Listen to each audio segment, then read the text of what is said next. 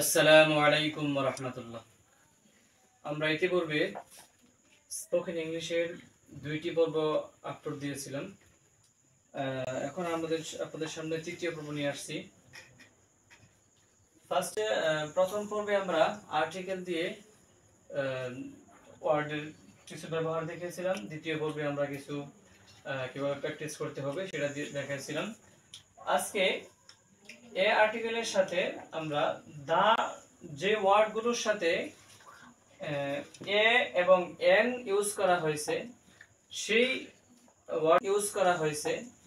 সেই ওয়ার্ডগুলোর সাথে আমরা দা ব্যবহার করব এবং অর্থ কি হয় সেদিকে আমরা লক্ষ্য করি। আমরা প্রথম ভাবে দেখছিলাম এ বুক, অর্থাৎ শুধু বইয়ের ইংরেজি বুক। আর যদি আমরা একটি বই বলতে যাই বাংলাতে, তখন আমরা শুরুতে একটি আর্টিকেল এন নিয়ে আসতে হবে। এ বুক, একটি বই। আবার সেই বুকটি যদি সেই ওয়ার্ডের ফার্স্ট লেটার যদি ভাওয়েল হয়, তাহলে আমরা আর্টিকেল এর সাথে আমরা এন বসাইতে হবে, যেটা আমরা গত পর্বে দেখেছিলাম। এখন এখানে একটা বিষয়, এটা পরে বলি। এখন এই শব্দের শুরুতে যদি আর্টিকেল এ আনি, অর্থ হচ্ছে এ বুক, একটি বই। আবার সেই একটি ওয়ার্ডের পূর্বে যদি আমরা দা নিয়ে আসি, তাহলে হয় দা বুক, বইটি।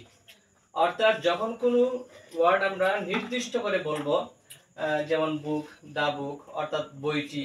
যদি আমরা বলতে চাই কলমটি, তখন পেনের আগে আমরা দা নিয়ে আসবো, দা পেন, কলমটি।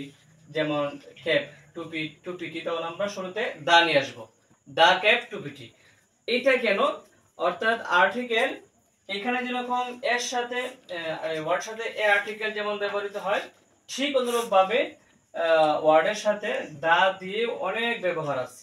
যদি আমরা বলতে যাই যেরকম ক্যাপ অথবা টুপির সাদা, দ্য ক্যাপ ইজ হোয়াইট, টুপিটি সাদা। আমরা বললাম যে হাতের ফোন আছে, ফোনটি কালো, দ্য ফোন ইজ ব্ল্যাক। এরকম অনেকগুলো, অর্থাৎ ছোট ছোট বাক্যের ক্ষেত্রে সব ক্ষেত্রে আমাদের দার ব্যবহারটা কিন্তু অহরহ আমাদের চোখে পড়ে। যেমন আমরা বললাম বিড়ালটি কালো, দ্য ক্যাট ইজ ব্ল্যাক, বিড়ালটি বা কুকুরটি লাল, দ্য ডগ ইজ রেড। এরকম অনেক ক্ষেত্রে দেখা যায় আমাদের দা ব্যবহারটা অনেক বেশি হয়। এই জন্য আমরা যে সমস্ত ওয়ার্ডের সাথে আমরা এ এবং এন দিয়ে প্র্যাকটিস করেছি, ঠিক ওই সমস্ত ওয়ার্ডের সাথে আবার আমরা দা দিয়ে আমরা ব্যবহার করব, প্র্যাকটিস করব। এখানে টিএসি অনেকে বলছে, অনেক ডিকশনারিতে আমরা দেখি দা, অনেকে বলে দি, আবার বলছে ভাওয়েল থাকলে দি, কনসোনেন্ট থাকলে দা। কিন্তু আসলে আমরা যখন অনেকগুলি ডিকশনারি দেখলাম, দেখা যায় আসলে দা আর দি ভিতরে কোনো সমস্যা, অনেকে এটাকে বড় ধরনের সমস্যা মনে করে থাকে না। অর্থাৎ দাও বলা যাবে, দিয়ে বলতে কোনো সমস্যা নেই।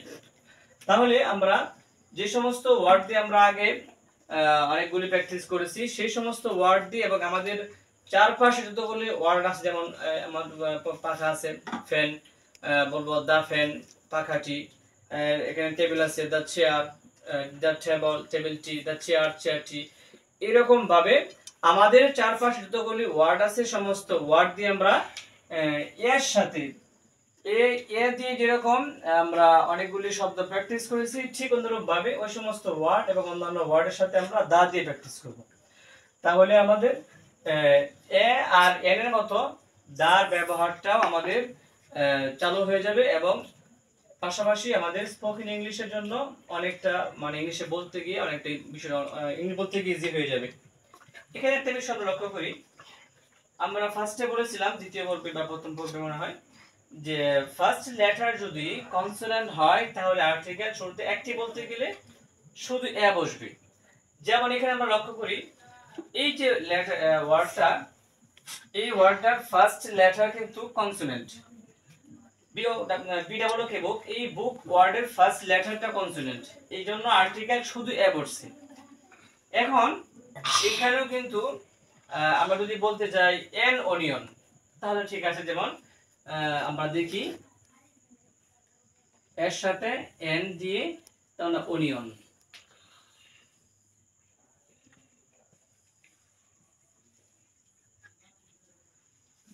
এখানে ফার্স্ট লেটারটা ভাওয়েল, এই কারণে এর সাথে এন বসছে, এটা তো আমরা বুঝতে পারলাম। কিন্তু এইখানে যদি আমরা লক্ষ্য করি, এখানে ফার্স্ট লেটার যদিও কনসোনেন্ট, তারপরেও এখানে এর সাথে এন কেন আসলো, লক্ষ্য করি আমরা, ভালো করে বুঝতে চেষ্টা করি। কি বলছিলাম, যেখানে আমাদের অল্প অল্প গ্রামারের প্রয়োজন হয় রুলসগুলি, সেখানে ঠিক সেই পরিমাণ রুলস আমরা ফলো করব। এত সবিস্তারে আমাদের গ্রামার মুখস্থ করার কোনো প্রয়োজন নেই। এইখানে যেহেতু এটা সামনে আসছে বলে দিই, যদিও এখানে শুরুতে কনসোনেন্ট, কিন্তু এটা উচ্চারণটা দেখেন S O U R our, অর্থাৎ এখানে এসটা যদিও ফার্স্টে এস আসছে, কিন্তু এস এর উচ্চারণ হচ্ছে না, উচ্চারণ হচ্ছে আপনার এখান থেকে। অর্থাৎ একাধিক ভাওয়েলের আগে যদি এস থাকে, তখন সেখানে এসটা উচ্চারণ হয় না, সাইলেন্ট থাকে, শুধু লেখার ক্ষেত্রে আসবে, উচ্চারণের ক্ষেত্রে আসবে না। ঠিক অনুরূপ ভাবে এখানে লেখার ক্ষেত্রে ঠিকই আসছে, কিন্তু উচ্চারণ হবে না, উচ্চারণ হবে এই ও থেকে আওয়ার। তাহলে কেমন জানি এখানে এটা নাই, অথবা এটা এভাবে বলতে পারি যে এখানে ও থেকে শুরু হয়েছে ওয়ার্ড উচ্চারণ। যেহেতু বাওয়েল ও আর বাওয়েল দিয়ে শুরু হয়েছে, আর বাওয়েল থাকলে ওয়ার্ডের শুরুতে এন বসে, আমরা সকলে জানি। এই কারণে মূলত এখানে যদিও দেখা যায় এখানে কনসোনেন্ট আসছে, কিন্তু উচ্চারণ যেহেতু বাওয়েল থেকে, এই বাওয়েল থেকে উচ্চারণ শুরু, এটার উপর ভিত্তি করে শুরুতে এর সাথে এন লাগিয়ে দেওয়া হয়েছে। এখানে আরেকটা বিষয়, যেমন অনেক সময় দেখা যাবে যে শুধু শুরুতে ভাওয়েল তারপরও শুধু এ আসছে, যেমন ইউনিভার্সিটি। অর্থাৎ এই জন্য একটা বিষয় মাথায় রাখি, এটা আপাতত মুখস্থ করার কোনো দরকার নেই, সামনে আমরা আস্তে আস্তে বুঝে নিব। যে সমস্ত ওয়ার্ডের শুরুতে ভাওয়েল থাকবে, কিন্তু ভাওয়েলটা ইউ এর মতো উচ্চারণ হবে, ইউ এর মতো উচ্চারণ হলে সেইখানে আর্টিকেল শুধু এ বসবে, এর সাথে এন বসবে না। যেমন ইউনিভার্সিটি, শুরুতে ইউ উচ্চারণ হয়েছে, ইউটা এসে শুরুতে ইউ উচ্চারণ হয়েছে, ইউটা এসে ইউ বা অন্য কোনো ইউ ছাড়া আদার্স কোনো লেটার আসে, যদিও উচ্চারণটা ইউ এর মতো হয়, সেখানেও এন বসবে না, শুধু আর্টিকেল এ বসবে। যেমন ইউনিভার্সিটি, একটি বিশ্ববিদ্যালয়। আশা করি বিষয়গুলি আমরা বুঝতে পারছি। আর যে বিষয়টা আমরা সবসময় বলি, যে বিষয়টা সবচেয়ে ইম্পর্টেন্ট, সেটা হচ্ছে আমরা অবশ্যই প্র্যাকটিস বেশি বেশি করব। স্পোকেন ইংলিশের ক্ষেত্রে আপনারা যত প্র্যাকটিস করবেন, তত আপনার জন্য ইংলিশটা একেবারে ইজি হয়ে যাবে। এই জন্য আমরা এই আজকে দাঁড় দিয়ে আমরা প্র্যাকটিস করব। আগে এ এবং এর সাথে যে সমস্ত ওয়ার্ড আমরা প্র্যাকটিস করেছি, ওই সমস্ত ওয়ার্ডের সাথে আবার দা দিয়ে আমরা প্র্যাকটিস করব। আসলে অনেকেই বলতে পারেন যে আসলে একেবারে এত স্লো মোশন লাগানো হচ্ছে। আমরা আসলে যে ভিডিওগুলো দিচ্ছি, যেভাবে টিচিংগুলি করানো হচ্ছে, টিচ দেওয়া হচ্ছে, সেটা হচ্ছে একেবারে যারা বিগিনার লেভেলের, প্রায় মোটামুটি ক্যাপিটালগুলি উচ্চারণ বলতে পারে, তাদের জন্য। মোটামুটি যারা একটু অ্যাডভান্স লেভেলের, আসলে ওনাদের জন্য এই সমস্ত ভিডিও না, এটা মোটামুটি যারা বিগিনার লেভেল, তাদের জন্য ভিডিওগুলো। আর আমরা এই ভিডিওগুলো দেখার পরে আমাদের চ্যানেলটা যারা এখনো সাবস্ক্রাইব করেননি, আপনার কাছে আমাদের আকুল আবেদন থাকবে, আমাদের ভিডিওগুলো দেখে লাইক শেয়ার করে দিবেন এবং সাবস্ক্রাইব করে দিবেন। আসসালামু আলাইকুম ওয়া রাহমাতুল্লাহ।